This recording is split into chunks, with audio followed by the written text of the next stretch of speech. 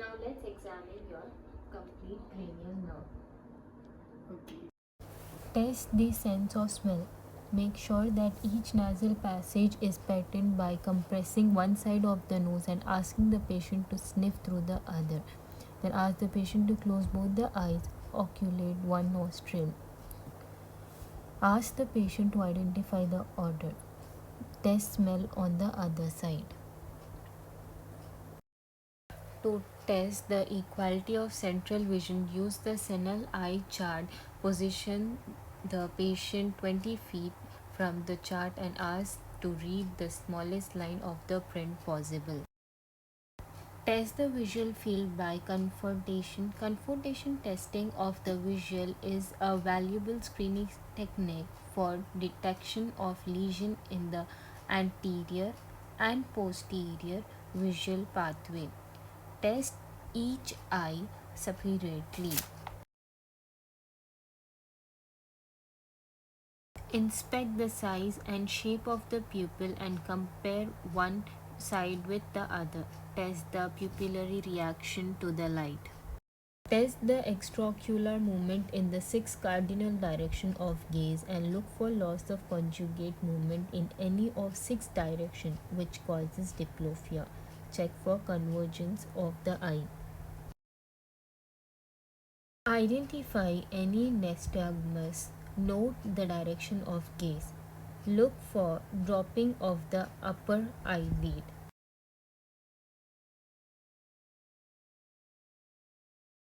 Palpate the temporal and masseter muscle in turn. Ask the patient to firmly clench the teeth.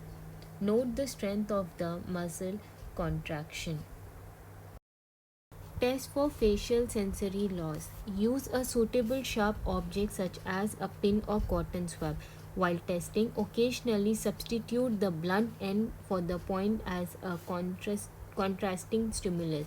Ask the patient to report whether each stimulus is sharp or dull and to compare sides. Now ask the patient to look up and away from you and approach from the opposite side. Lightly touch the cornea with a fine swipe of cotton. Inspect the face. Note any asymmetry. Now ask the patient to raise both eyebrows, then frown. Close both eyes tightly so that you can not open them. Show both upper and lower teeth. Smile. Puff out both cheeks. Assess hearing with the whispered voice test. Ask the patient to repeat numbers whispered into one ear while blocking or rubbing your finger next to the contralateral ear. If hearing loss is present, determine if the loss is conductive or sensorineural. Test for air and bone conduction using the Rennie test and lateralization test using the Weber test. Ask the patient to say ah or yawn to watch the movement of soft palate and the pharynx. Warn the patient that you are going to test for gag reflex. This reflex consists of elevation of the tongue and soft palate and constriction of the pharyngeal muscle. Standing behind the patient, look for the atrophy or fasciculations in the trapezium muscle. Ask the patient to shrug both shoulders upward against your hands. Note the strength and contraction of trapezie.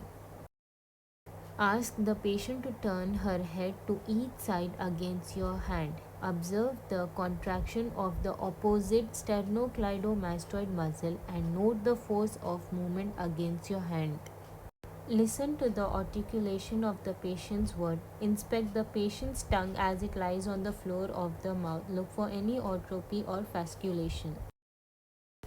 With the patient's tongue protruded, look for asymmetry, atrophy, or deviation from the midline. Ask the patient to move the tongue from side to side and note the symmetry of the movement.